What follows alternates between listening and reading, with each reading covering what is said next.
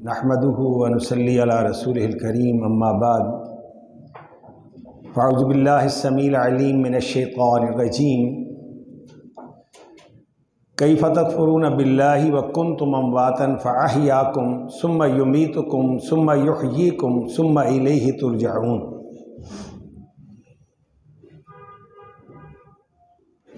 اللہ رب العزت نے اس آیت کریمہ میں 4 زمانوں کا تذکرہ فرمایا ہے، ایک عالم ارواح کا، ایک اس عالم کائنات کا، پھر عالم برزخ کا، اور پھر عالم حشر کا۔ پہلے ہم مردہ تھے، پھر زندگی عطا فرمائی، پھر موت دے گا اور پھر زندہ کر کے ہمیں اٹھائے گا، اور ہم نے اسی کی طرف لوٹ کر جانا ہے۔ بات کرنے کو ترس جائے گا تو احباب سے، جب تہے تربت تیری صورت چھپا دی جائے گی، جس بدن کو تو چھپاتا ہے غبار راہ سے، اس بدن کو خاک کی چادر اڑا دی جائے گی۔ آج جو گردن نہیں جھکتی خدا کے سامنے، حشر کے میدان میں جبرن جھکا دی جائے گی۔ موت کے آنے تک ہے تو آزاد، عاجز اس کے بعد تیری ہر حرکت پہ پابندی لگا دی جائے گی۔ یہ اللہ رب العزت کا فضل و کرم ہے کہ اس نے ہمیں اس زمین پر ابھی زندگی کے ماہ و سال عطا فرما رکھے ہیں۔ ایک وقت آنے والا ہے کہ جب اللہ رب العزت قیامت بپا فرمائے گا، میدان حشر میں لوگ جمع ہوں گے اور سورج سر پر دہک رہا ہوگا، زمین تانبے کی طرح تپ رہی ہوگی۔ ایسے عالم میں نسل انسانی پریشانیوں، مصائب، مصیبتوں کا شکار ہوگی، اور سارے یہ فیصلہ کریں گے کہ ہم آدم علیہ السلام کے پاس جاتے ہیں، ان سے سفارش کرتے ہیں اور ان سے عرض کرتے ہیں کہ وہ اللہ کے حضور ہماری سفارش کریں اور حساب و کتاب شروع ہو سکے۔ رسول اللہ صلی اللہ علیہ وسلم نے ارشاد فرمایا، لوگ آدم علیہ السلام کے پاس پہنچیں گے، عرض کریں گے، یا آدم انت ابو البشر خلق اللہ بیدہ ونفخ فیک من روحہ وامر الملائکۃ فسجدوا لک۔ اے آدم، اللہ نے آپ کو تمام انسانوں کا باپ بنایا ہے اور اپنی طرف سے آپ پہ روح پھونکی، آپ کو یہ عزت عطا فرمائی،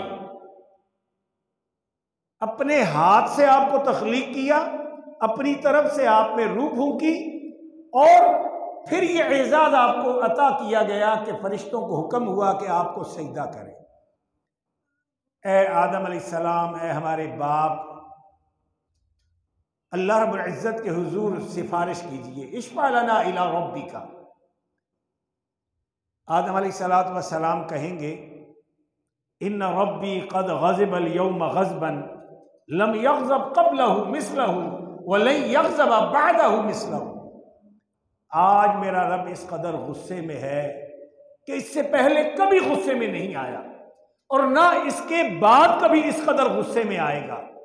نفسی نفسی نفسی اذهبوا الی غیری اذهبوا الی نوح۔ آدم علیہ السلام نوح علیہ السلام کے پاس بھیج دیں گے۔ نوح علیہ السلام ابراہیم خلیل اللہ کے پاس بھیج دیں گے۔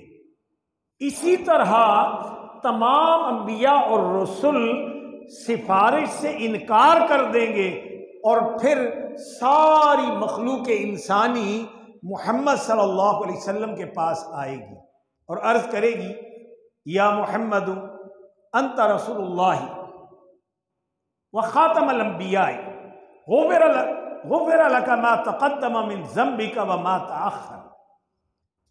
اللہ رب العزت نے آپ کو رسول بنایا، خاتم الانبیاء بنایا، معصوم عن الخطا بنایا، اشفع لنا الی ربک۔ اور محمد صلی اللہ علیہ وسلم فرماتے ہیں کہ میں انہیں انکار نہیں کروں گا، میں اللہ رب العزت کے عرش کے سامنے جا کر سجدہ ریز ہو جاؤں گا، اور اللہ میرے قلب پر وہ حمد و ثنا القا کرے گا کہ جو آج میں نہیں جانتا۔ اللہ کی حمد و ثنا، اللہ کی بڑائی، اللہ کی کبریائی بیان کروں گا، اور اللہ رب العزت ارشاد فرمائے گا ارفع راسک، اے پیغمبر صلی اللہ علیہ وسلم اپنے سر کو اٹھائیے، سوال کیجئے، آج آپ کے سوال کو پورا کیا جائے گا۔ یہاں پر ایک بات عقیدے کی سمجھنے والی ہے۔ اس کائنات میں جو سب سے اعلیٰ و ارفع ہستی ہے، سب سے معتبر، سب سے عظیم الشان، سب سے بزرگ و برتر، وہ محمد صلی اللہ علیہ وسلم کی ہستی ہے، لیکن وہ دنیا میں بھی اور آخرت میں بھی کس کے سامنے سر جھکا رہے ہیں؟ عرش عظیم کے رب کے سامنے سر جھکا رہے ہیں۔ کیا بتا رہے ہیں کہ اے کائنات کے لوگوں، تم نے دنیا کے ان لوگوں کو مشکل کشا، حاجت روا، بگڑی بنانے والا، داتا، غوث العظم اور غوث الورا، بڑی سرکار، دلوں کا بھید جاننے والا، نفع نقصان کا مالک سمجھ رکھا ہے، اور ان سے بہت اعلیٰ، بہت عرفہ سید البشر، خیر البشر، سید ولد آدم، سید الکونین والثقلین محمد صلی اللہ علیہ وسلم، وہ بھی اللہ کے حضور سر جھکا رہے ہیں، اور اس بات کا سبق دے رہے ہیں کہ اس کائنات میں کوئی بھی مشکل کشا اور حاجت روا نہیں ہے، کوئی داتا نہیں ہے، کوئی بگڑی بنانے والا نہیں ہے، کوئی دستگیر نہیں ہے، کوئی بیڑیاں تارنے والا نہیں ہے، کوئی غوث العظم اور غوث الورا نہیں ہے، بلکہ ایک ہی ہستی اقدس و مقدس ہے، اور وہ عرش عظیم کا رب ہے۔ دنیا ہو، عالم ارواح ہو، عالم کائنات ہو، عالم برزخ ہو یا عالم حشر ہو، آپ دیکھ لیجئے تمام قوتیں، تمام اختیارات اگر کسی کے پاس ہیں تو وہ اللہ رب العزت کے پاس ہے۔ اور اللہ رب العزت نے ہماری رہنمائی کے لیے جہاں دیگر انبیاء اور رسل کو بھیجا، ہماری قسمت کے کیا کہنے کہ اللہ رب العزت نے ہمیں اس کائنات میں محمد صلی اللہ علیہ وسلم جیسا عظیم المرتبت نبی اور رسول عطا فرمایا۔ ہمیں بات سمجھ پتہ نہیں کیوں نہیں آتی۔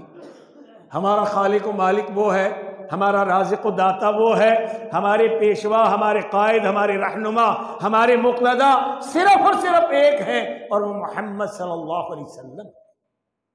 ہمیں یہ بات سمجھ کیوں نہیں آتی کہ جب محمد کریم صلی اللہ علیہ وسلم یہ بیان فرمائیں کہ اگر موسیٰ کلیم اللہ بھی آج زندہ ہوتے، میری نبوت کو پاتے، تو انہیں کوئی چارہ نہیں تھا کہ وہ میری اطاعت نہ کرتے۔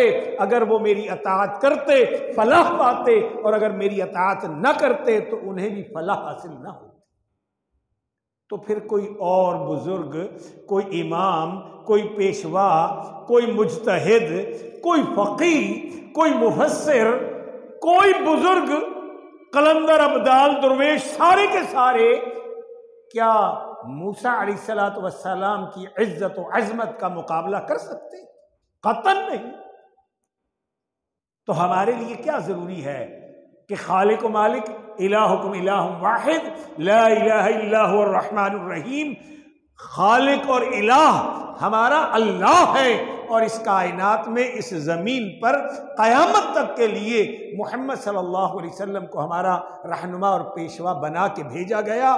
جو ان کے پیچھے چلے گا، اور اللہ کے رسول نے واضح فرما دیا کل امتی یدخلون الجنۃ الا من ابا قیل ومن ابا قال من اطاعنی دخل الجنہ ومن عصانی فقد ابا، کہ میری ساری امت جنت میں جائے گی، لیکن جس نے جانے سے خود انکار کر دیا وہ جنت میں داخل نہیں ہو سکے گا۔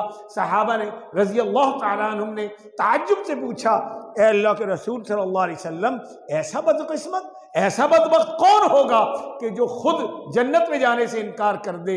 امام الرسول محمد کریم صلی اللہ علیہ وسلم نے ارشاد فرمایا تھا، من اطاعنی دخل الجنہ، جس نے میری اطاعت کی وہ جنت میں چلا جائے گا۔ جو میرے پیچھے چلا، میرے طریقے کی نماز پڑھی، میرے طریقے کا روزہ رکھا، میرے طریقے کا حج اور عمرہ کیا، زندگی کے ہر شعبے میں میری اطاعت کی، وہ جنت میں چلا جائے گا۔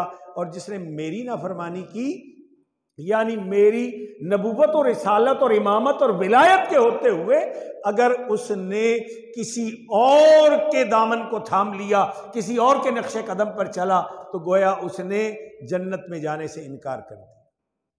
اللہ رب العزت سے دعا کیجئے عرش عظیم کا رب ہماری عقیدہ توحید کو خالص رکھے، اور اسی طرح ہمارا جو رسالت کا عمل ہے اور ایمان ہے اور یقین ہے کہ ہم نے محمد صلی اللہ علیہ وسلم کی امامت، رسالت، ولایت، نبوت، شریعت، اس کی پیروی کرنی ہے، اس پر عمل کرنا ہے۔